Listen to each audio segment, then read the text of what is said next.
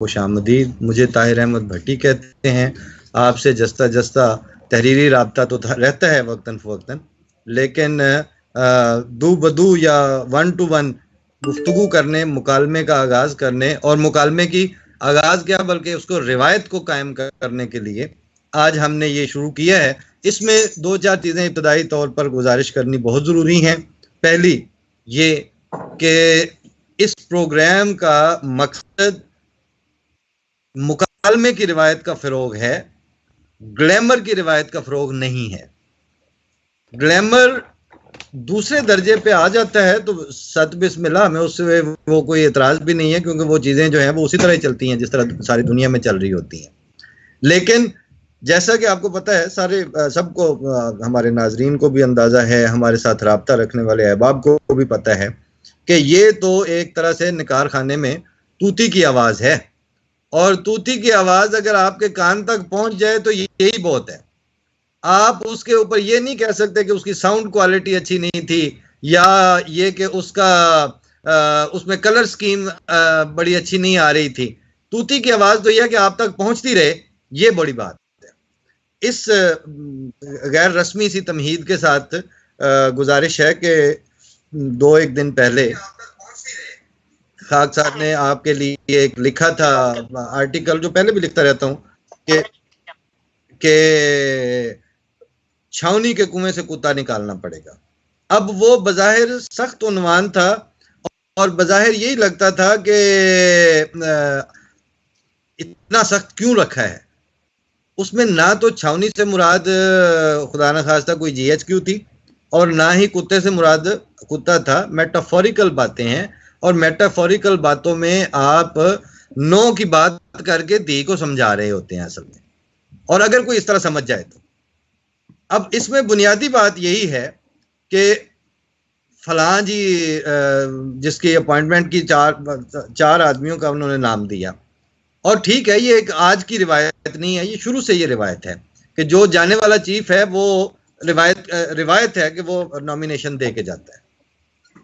उसमें जब उनका जितना दौरानिया था, उसमें उनके ऊपर आपको कोई ब्लैक डॉट लगाने को नहीं मिला, उनका कोई डिसीजन आपको पुट्ठा पड़ता हुआ दिखाई नहीं दिया। किसी सतह पे जाके उन्होंने अपने मैंडेट और जहां जो उनसे रिक्वायर्ड थी हैसियत उनकी, उससे हटके कोई काम नहीं किया। तो जब जाते जाते कुछ नहीं बना तो उनकी नॉमिनेशन के ऊपर बात कर दी। अच्छा, फिर जी बात करते हैं जी वो एक बंदे ने बात की थी। सवाल ये है कि वो एक बंदा, वाज ही अ लेमैन? वो लेमैन नहीं थे, वो रूलिंग पार्टी के सेनेटर हैं। और ऊपर से मैंने उनकी खुद बात सुनी है कि वो चेहरे मोहरे से तो यूं लग रहा था कि जैसे सारे आलम इस्लाम का दर्द उस वक्त उनके शक्ल पे सिमट के आ गया जब उन्होंने ये कहा कि जी वो एहतियात करनी चाहिए। किस चीज से एहतियात करनी चाहिए? कि जी ये बड़ी अहम पोस्ट है, इस पोस्ट के ऊपर क्वेश्चनेबल शख्सियत, ये मुराद ये कि ये अहमद नहीं आना चाहिए। उस पर नेचुरली तकलीफ होती है कि क्या आपको एहतियात उस वक्त याद आती है? मैंने यही स्टैंड लिया था, और दोस्तों से जो सर्विंग भी हैं और रिटायर्ड भी हैं उनसे भी ये बात की कि जिस वक्त अख्तर अली मलिक थे या अब्दुल अली मलिक थे या इफ्तिखार जंजुआ थे और इसी इंस्टीट्यूशन में थे, इन्हीं मुसल्लह अफवाज में थे, ये मार्शल जफर चौधरी थे, तो क्या उनकी पोस्टिंग के करते वक्त आपको एहतियात का ख्याल क्यों नहीं आया? जब वो कुर्बानियां दे रहे थे तो उस वक्त आपको एहतियात क्यों नहीं ख्याल आया? और मेन बात यह है कि कल ही किसी दोस्त ने मुझे उनकी समरी भेजी कि वो बाजवा साहब जो हैं उनकी जब पोस्टिंग हो चुकी, पहली बात तो ये है कि मुबारकबाद है उनके लिए, अल्लाह का शुक्र हुआ कि जो क्राइसिस की लोग बिल्कुल उस तरफ आंखें फाड़ के देख रहे थे कि अब हुआ कि अब हुआ, अल्लाह ताला ने बचाया। और बात वही है कि ये किसी तरह बच जाए। हमें इससे गरज नहीं है कि फलां हो तो फलां ना हो। बात यह है कि किसी ना किसी तरह ये सिस्टम चलता रहे। बात यह है कि किसी ना किसी तरह ये इंटैक्ट रहे सारा कुछ। और ये बयानबाजियां जो हो रही हैं, चाहे वो अहमदियों पे हो रही हैं, चाहे वो मुसल्लह अफवाज के आने वाले सरबराहान के लिए ऊपर हो रही हैं, इनकी बुनियाद क्या है कि आप एक जियोग्राफिकल बाउंड्री के अंदर महफूज बैठे हुए हैं, तब आप ये बातें कर रहे हैं। अगर आप सीरिया में या अफगानिस्तान में बैठे होते तो फिर आपको पता चलता कि ये बयानबाजियों के लिए आपके पास वक्त ही कोई नहीं बचना था। तो अल्लाह ताला ने जो आपको एक तहफ़्फ़ुज़ के और एक जियोग्राफिकल बाउंड्री के अंदर घर दिया है, मुल्क दिया है, बैठने की जगह दी है, दुनिया में रहने का एक मकाम दिया है, उसका शुक्र ये तो बहरहाल नहीं है। अगला सवाल कि जी ये जो कहते हैं ना वो मरासी ने कहा कि जी वो जदों भी ਇਹਦਾ ਵਿਆਹ ਹੁੰਦਾ ਮੈਨੂੰ जरूर कुट पैंदी। भाई आपकी तरफ जब भी कोई वाकया होना होता है तो आप जो अहमदी मिलते हैं उस वक्त, या तो ये हो ना कि वो आपसे कह रहे हैं कि जी वो ओहदा हमें क्यों नहीं दिया, फलां क्यों नहीं दिया। अहमदियों का शुरू से 47 से ऑनवर्ड यही तरीका है, जिस वक्त जहां मुल्क को जरूरत है और उनके किसी फर्द में या कम्युनिटी में सलाहियत और अहलियत और मौके महल के मुताबिक ज़रूरत है, वो सारा आंखों पे कहते हैं कि जनाब हुब्बुल वतन मिनल ईमान, क्योंकि ये रसूलुल्लाह सल्लल्लाहु अलैहि वसल्लम का फरमान है कि वतन की मोहब्बत तुम्हारे ईमान का हिस्सा है। वो उस वक्त हाजिर होते हैं। और टेस्ट केस के तौर पर मैंने वहाँ जब इस्लामाबाद में था तो मैंने अपने एक दोस्त को कहा जो सहाफ़ी थे, और मैंने कहा कि आप मुझे बता दें कि एक ऐसा सरबरा वुर्दा या आम अहमदी आज तक हो जिसके ऊपर एंटी स्टेट या एंटी रियासत किस्म की कोई हरकत करने का कभी भी इल्ज़ाम नहीं है। जब ऐसा वाकया कभी नहीं हुआ, और उल्टा एम अहमद देख लें, उन्होंने अपने शोबे में काम किया और खूब किया। सर ज़फ़रुल्लाह खान थे, उस स्टेचर और उस कद का दूसरा वज़ीर ख़ारजा अभी तक पाकिस्तान ने नहीं देखा। और ये बात मैं नहीं, ये फॉरेन ऑफिस वाले लोग मानते हैं, इस बात को मानते हैं, इस बात को। उसके बाद जनरल अब्दुल अली मलिक थे या जनरल अख्तर अली मलिक थे, मेरी 3-4 आर्मी अफसरान से बात हुई है, कहते हैं हमें उनकी प्रोफेशनल कदो कामत के ऊपर कोई शक नहीं है। तो अब जनरल बाजवा सरांखों पर उनको मुबारकबाद है कि वो आगे हैं, लेकिन क्या ये जरूरी है कि आपने हर जिम्मेदार आदमी को एक दफा ये इल्जाम जरूर आयद करना है? इस सिलसिले में मेरी बात हुई, मेरे दोस्त हैं मंजूर साहब डॉन कराची में, और अच्छा तजिया करने में अपना ज़ाती रंग रखते हैं, तो उनका पॉइंट मुझे पसंद आया कि सवाल ये नहीं है कि फलां जनरल अहमदी है या नहीं है, सवाल ये है कि इससे जो आम कम्युनिटीज़ पाकिस्तान में रह रही हैं उनको आप मैसेज क्या दे रहे हैं कि वो सोशली इंटीग्रेट ना हो, यहाँ पे उनके पॉलिटिकली कोई हैसियत नहीं है। तो इस मुख्तसर तो खैर नहीं कहना चाहिए, इस शिकवा अमेज किस्म की थोड़ी सी तल्ख तमहीद के साथ अब हम तारुफ भी करवाऊँ। मेरे साथ वाशिंगटन से हैं डॉक्टर मकबूल अहमद हैं, और वो रब्वा टाइम्स के चैनल के मुस्तकिल रिसोर्स पर्सन हैं। डॉक्टर साहब अस्सलाम वालेकुम। वालेकुम सलाम साहब, बहुत डॉक्टर साहब वेलकम, आपको प्रोग्राम में खुश आमदीद। और इसके साथ मेरे दूसरे इस वक्त मेहमान मौजूद हैं मंजूर अहमद, डॉन न्यूज़ कराची से सब एडिटर हैं वहाँ के, और इस वक्त वो कराची प्रेस क्लब की गवर्निंग बॉडी के रेगुलर मेंबर भी हैं। तो अस्सलाम वालेकुम मंजूर साहब। अस्सलाम वालेकुम बच्चा, कैसे हैं मंजूर साहब? बिल्कुल ठीक जी, बहुत शुक्रिया। मंजूर, हमें आपका इनपुट चाहिए था। मैं तो जो बात अपने अहबाब से और मैं तो अपने नाजरीन को, अहबाब ही हैं तकरीबन ये सारे, तो इनके साथ आपको मुतारिफ भी करवाना था और आपका इनपुट भी लेते हैं हम। रब्वा टाइम्स में आप पहली दफ़ा तशरीफ लाए हैं, आप मोस्ट वेलकम हम आपको कहते हैं। तो जनाब आपने, आपकी नज़र से वो शायद वो आर्टिकल भी गुजरा हो कि छावनी के कुएं से कुत्ता निकालना पड़ेगा, तो आप जरा फरमाइए। जी जी जी बट साहब, अब मेरा तो यही आपने अपने इंट्रो में भी बताया कि ये जो मुल्क बना था तो मंजूर साहब, तो इस की जो पहली कैबिनेट थी, अगर उस पे आप नजर डालें तो उसमें तकरीबन सब मज़ाहब के और जो सेक्ट हैं उनके लोग उस कैबिनेट में शामिल थे, जिसमें सर ज़फ़रुल्लाह खान जो है मुल्क के वज़ीर ख़ारजा बने थे। तो उस वक़्त आप अगर रिकॉल करें तो ऐसी कोई बातें नहीं होती थी, मेरिट पे लोग आते थे और वो ये समझा जाता था कि ये मुल्क की किस तरह खिदमत करेंगे, मुल्क को किस तरह जो है आगे लेके चलेंगे। तो ठीक उन है। लोगों ने उस मुल्क का एक बुनियाद रखा, अच्छे तरीके से मुल्क को चलाने की कोशिश की, और इस तरह की बिल्कुल कोई बात नहीं होती थी तो किसका क्या मतलब है, किसका क्या फैक्ट है, सिर्फ मेरिट को देखा जाता था। तो इस वक्त भी लेकिन अफसोस के साथ ये कहना पड़ता है कि एक प्रोफेशनल बॉडी और स्पेशली जो पाकिस्तान आर्मी, जो इस मुल्क में सबसे ज़्यादा डिसिप्लिन्ड इंस्टीट्यूशन समझा जाता है, और उसके जब चीफ की अपॉइंटमेंट की बात आए और उसमें ऐसी बीच में बातें करना, ये बहुत बड़ा अफसोसनाक था। तो मैं तो इस तरह देखता हूँ कि अगर आपने आगे चलना है, इस मुल्क का अच्छा फेस दुनिया में दिखाना है, तो आपको ऐसी छोटी मतलब उलझनों में पड़ने के बजाय आपको अपने मुल्क का क्या बेहतर है उस हवाले से बात करनी चाहिए। और एक सेनेटर जो इस रूलिंग पार्टी का भी सेनेटर है, उसकी तरफ से इस तरह की बात आना, फिर उसने वो वापस भी ले ली जब उसने देखा कि एक डिसिप्लिन एक इंस्टीट्यूशन के हवाले से ऐसी बड़ी बात करना, तो उसने ये अपनी सारी हरकत फिर वापस भी ले ली।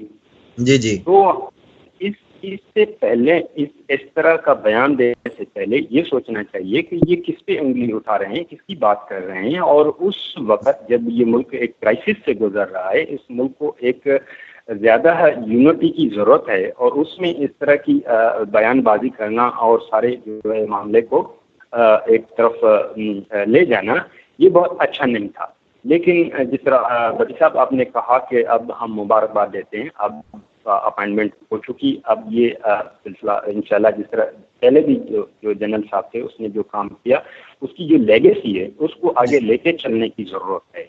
बिल्कुल। ये पाकिस्तान को इस वक्त इस बात की ज़रूरत है कि पाकिस्तान को स्टेबलाइज करना है, पाकिस्तान का अच्छा फेस पूरी दुनिया में दिखाना है। ठीक। अच्छा मंजूर, एक बात और हमें जाननी है कि मैं पहले अर्ज कर रहा था कि आपका तो खैर बैकग्राउंड है, आप इंटरनेशनल कॉन्फ्रेंसेज में भी इन इश्यूज के ऊपर ही, सहाफत सिर्फ यही तो नहीं है ना कि आपने 4 लफ्ज लिख दिए वो अगले दिन छप गए। सहाफत तो ये है कि ख्वाब देखें भी और दिखाएं भी, मतलब आपको आपका पूरा विजन हो, पहले खुद भी देखें और फिर लोगों को भी दिखा सकें। कि सवाल ये है कि वहां पर अहमदी हैं, वहां पर आगा खान कम्युनिटी है, वहां पर पाकिस्तान में शिया हैं, पाकिस्तान में सारे के सारे अक्सरियत थोड़ी है वहां पे। तो वो तो एक प्लूरलिस्ट किस्म का हमारा सेटअप है। उस सोशल सेटअप में अगर ये काम होता रहे कि मसलन वो जी इसलिए अब नहीं बन सकता कि वो अहमदी है, तो इससे वो कम्युनिटीज जो इस वक्त अक्सरियत में वहां पर नहीं है, उनकी सोशल इंटीग्रेशन और मुल्क के साथ जो वफादारी है उसके ऊपर क्या इम्पैक्ट आता है? सबसे पहले बाकी साहब के मुझे पर्सनली ये इसमें कोई शक नहीं है कि कोई अहमदी है या कोई दूसरे सेक्ट का ताल्लुक है और वो ये इस मुल्क का खैर ख्वाह नहीं हो सकता। ये तो बिल्कुल एक डार्क एजेस की एक सोच है कि कोई मुल्क के साथ सच्चाई नहीं करेगा। मैं तो ये देखता हूँ कि अगर एक बंदा है एक बड़े इंस्टीट्यूशन में बड़ी खिदमत दे रहा है तो वो इस मुल्क के लिए अच्छा ही करेगा। और दूसरी बात आप ये देखिए कि इस मुल्क के लिए अच्छा अगर सबसे नाम पे लगता तो वो तो डॉक्टर सलाम साहब थे। इसने इस मुल्क को पूरी दुनिया में जो है वो माना जाता है और उनकी जो मतलब थ्योरी और नोबेल प्राइज आपके लिए मुल्क के लाया, आपके लिए इज्जत लाई।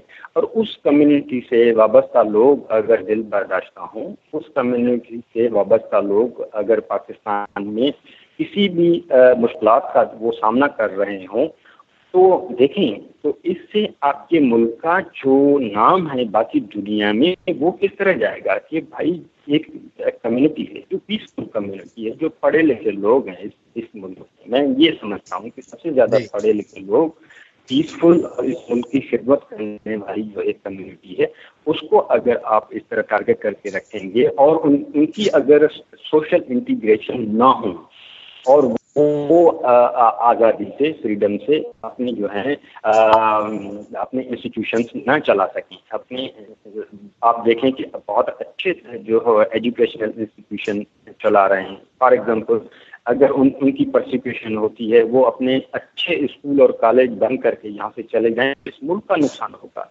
अच्छे बिजनेसमैन, अच्छे मतलब लोग इस कम्युनिटी से वाबस्ता हैं, आप उनको किसी तरह रंगीदा ना करें कि ये आपके मुल्क के लिए नुकसानदेह हो, और वो छोड़ के किसी तरह जिस तरह जा रहे हैं, एक ट्रेंड है जिस तरह बहुत सारे इस कम्युनिटी के लोग ये मुल्क छोड़ के भी जा रहे हैं, ये कोई अच्छी बात नहीं है। उनको आप इंटीग्रेट होने दें, इस मुल्क की खिदमत करने दें।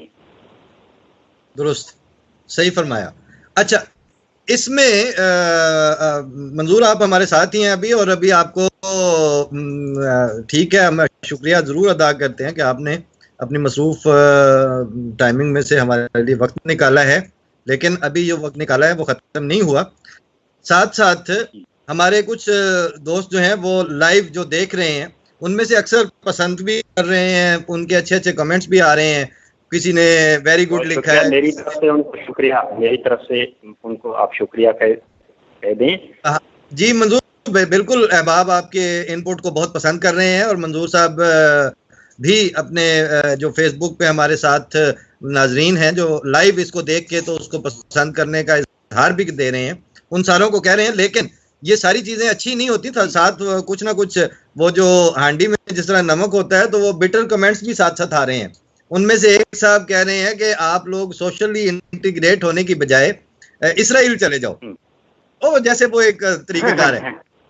सवाल ये है कि वो मैंने कल उस आर्टिकल में यही तो बात की थी कि गुमनाम सही, मरकजी किरदार तो हम थे, फिर कैसे भला तेरी कहानी से निकलते।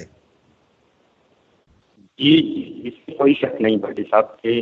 सिंपल इज दैट कि आज जो माइंडसेट बना है, उस माइंडसेट को जो उसकी आबियारी करने वाली ऑर्गेनाइजेशंस हैं, ये पाकिस्तान बनाते वक्त तो ये पसे पता ही नहीं थी, बल्कि बाकायदा मुखालिफ थी। मगर हम इन चीजों को इसलिए हाईलाइट नहीं करते कि ये इस वक्त ओपन ट्रूथ हैं, बिल्कुल सामने की ये हकायक हैं।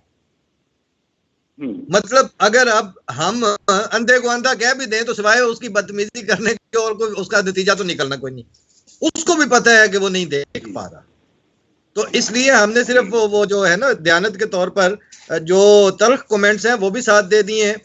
लेकिन नवीद साहब हैं, नदीम अहमद हैं, और अक्सर दोस्त जो हैं जफरुल्लाह खान हैं, ये लोग साथ साथ अपने कमेंट से हमें नवाज रहे हैं। सर आंखों पर बात ये नहीं है कि जिस वक्त कोई प्रोग्राम कर रहे हो या कोई बात कर रहे हो तो उस वक्त हमारे ज़हन में ये बिल्कुल खन्नास नहीं समाया हुआ कि एक प्रोग्राम करेंगे तो कल को पता नहीं क्या तब्दीलियां आ जाएंगी। ऐसा कुछ नहीं होता जनाब। मैं अर्ज किया था, ताहिर अहमद भट्टी मेरा नाम है, और ज़्यादातर जो है पिछले 20-22 साल जो है वो इस्लामाबाद में गुजरे, और वहाँ पर मुख्तलिफ सोशल ऑर्गेनाइजेशंस के साथ, डेवलपमेंट ऑर्गेनाइजेशंस के साथ एज ए कंसल्टेंट काम करने का मौका मिला। 2004 से 2014 तक मैं रोज़ाना रेडियो पाकिस्तान इस्लामाबाद से एक प्रोग्राम करता रहा हूँ, और उनके होस्ट के तौर पर वहाँ शायद एक दफ़ा तो खैर मंजूर साहब के भी इल्म में है, अच्छे लोगों से वास्ता भी पड़ता था, उनसे बातचीत का भी मौका मिलता था। मुझे अच्छी तरह याद है कि शेख रशीद साहब जो है कुछ दिनों रेलवे के मिनिस्टर थे। मुख्तसरन मैं कह दूं कि आप सीनियर सहाफ़ी हैं। जागला, आपके इस कॉम्प्लीमेंट का शुक्रिया मंजूर साहब। जो इसमें तो ये मेरे पास आपका तारुफ है कि जी सहाफ़ी बस होना ही बहुत होता है, सीनियर जूनियर क्या होता है, इसमें कुछ भी नहीं होता मेरा ख्याल है।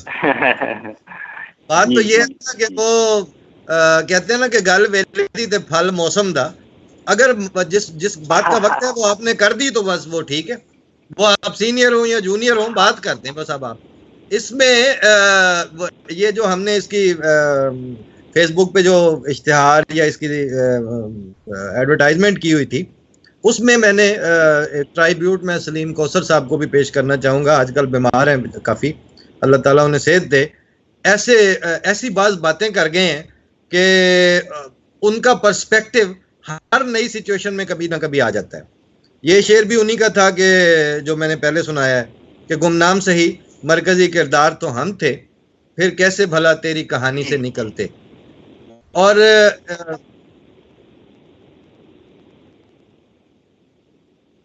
बिल्कुल जबरदस्त बात है। एक दोस्त ने हमारे ने उन्होंने कमेंट में लिखा है कि इंडिया में तो एक प्रेसिडेंट भी मुसलमान था। बात यही है, किसी के अभी कल मुझे एक दोस्त ने जनरल कमर बाजवा साहब का मुख्तसर तारुफ लिख के भेजा कि ये यहाँ यहाँ पोस्टिंग इनकी रही, ये इनके क्रेडेंशियल्स हैं, इस जगह ये कोर्स किया, इस जगह मतलब एनडीसी में थे, फलां जगह थे, कैलिफोर्निया से ये किया, ये सारे तफसील बताई। तो मैं उस वक्त सोच रहा था कि कल प्रोग्राम में अपने यूनाइटेड नेशन की जो जी कांगो में बिल्कुल यूनाइटेड नेशन के वो भी रहे।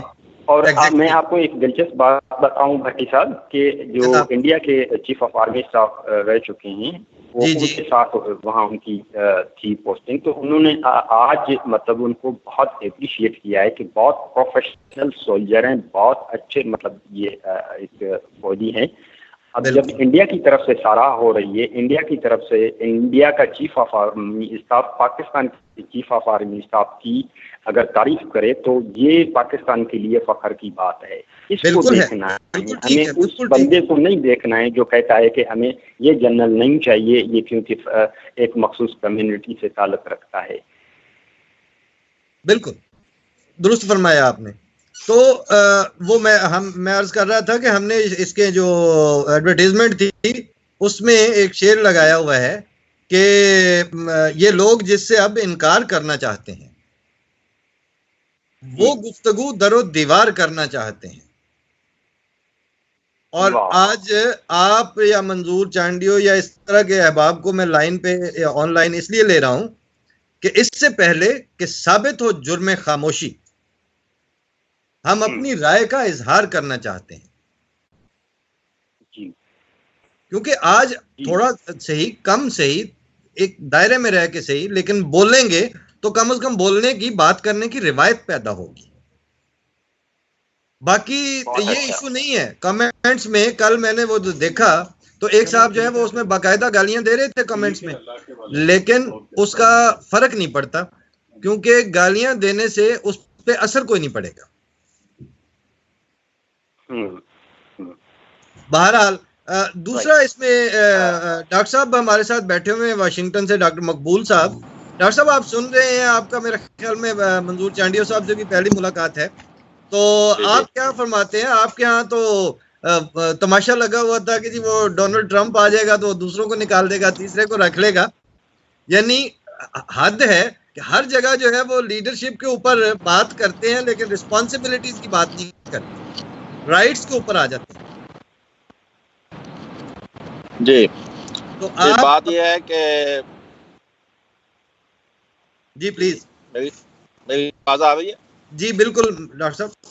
अच्छा जी, तो पहली बात तो मैं यहाँ से शुरू करूंगा। अस्सलाम वालेकुम रहमतुल्लाह बरकातहू सब दोस्तों को, मंजूर साहब को आज हमने सुन लिया। हर शख्स अपना तारुफ खुद होता है और हमसे तारुफ हो गया, भट्टी साहब का भी और आपका भी। शुक्रिया जी।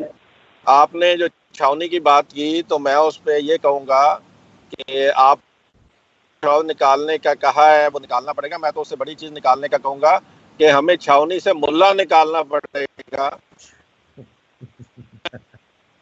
नहीं, आपकी बात ठीक है। अपना डॉक्टर साहब आप सही कह रहे हैं, लेकिन वो एक पर्टिकुलर माइंडसेट है, उसको बिल्कुल कहना पड़ेगा कि भाई आप खुदा के लिए पाकिस्तान को बख्श दो और पाकिस्तान को उसी तरह आगे बढ़ने दो जैसे दूसरे मुल्क बढ़ रहे हैं, प्लीज। जी जी देखें, छावनी के साथ एक मिलता जुलता लफ्ज़ है छावनी, जो पंजाबी में कहते हैं छावनी। तो ये पाकिस्तान मुल्ला ने, मेरी आवाज तो नहीं है? अच्छा, मैं सफर कर रहा हूँ थोड़ा सा तो उसमें हो सकता है सिग्नल ऊपर नीचे हो जाए, तो अब बेहतर है, तो मैं माजरत चाहता हूँ उसके लिए। तो एक छाननी लगाई थी हज़रत कायदे आज़म ने, मुल्क में जो शख्स भी आए वो शख्स आए जो कि इस मुल्क का वफादार हो, उसका किसी किस्म से का उससे इम्तियाज नहीं बरता जाएगा।